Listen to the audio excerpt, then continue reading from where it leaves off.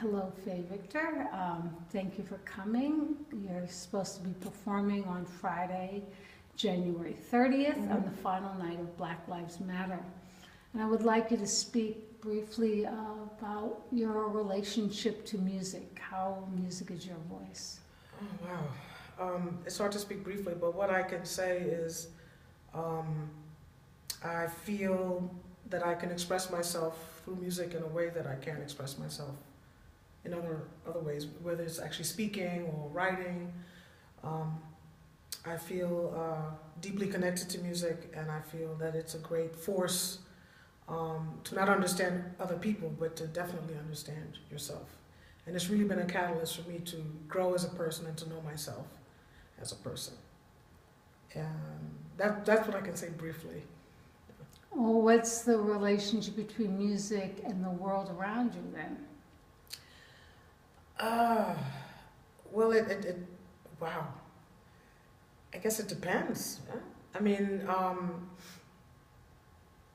yeah, I see myself as a voice trying to, especially with the things that I write, trying to sort of talk about modern life and life now, and whether it's something personal for me or whether it's something that I feel has a more universal idea behind it, whether it's politics or sex or religion. I feel it's important as a musician, at least that's my role, especially as a vocalist, where I can now not only do I have music, but I also have words at my disposal to speak about things that are near and dear to me, and hopefully they are near and dear to others. Yeah. All right, so can you please tell me a little bit about the performance you're planning for the 30th? Well, actually what I had wanted to do originally was to sort of, as a dedication to Roy, was to have the rest of other dimensions of music. So I wanted to have Daniel and William and Charles Downs.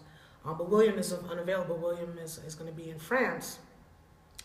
And I really thought about what to do, and then I had asked Daniel, and then I thought about Reggie Nicholson.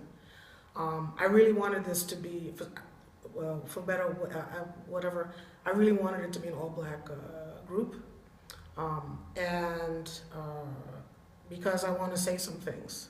And I'm planning to sort of say some words about what's been happening. I've started, in the interim, I've started a race forum, so I'm getting together with people and we're talking about trying to move things forward. And so I do feel I have a lot to say. And some of that will be part of the performance. So what is the importance? What do you see your role as in terms of, you're referring to how important it is to you to speak about things. So then how can you just explain that, how you feel it's important to you, your role in community then, and speaking truths or what you feel is true? Can I explain? Yeah, can you explain? So explain on that, please. Well, I've always been a political person. I mean, to be honest, if I hadn't gone into music, I would have gone into politics of some sort, because that was really what I was busy with long before I decided to make music my life's work. So I'm by nature a political person. I care about social justice and human justice, and I care that people are treated fairly.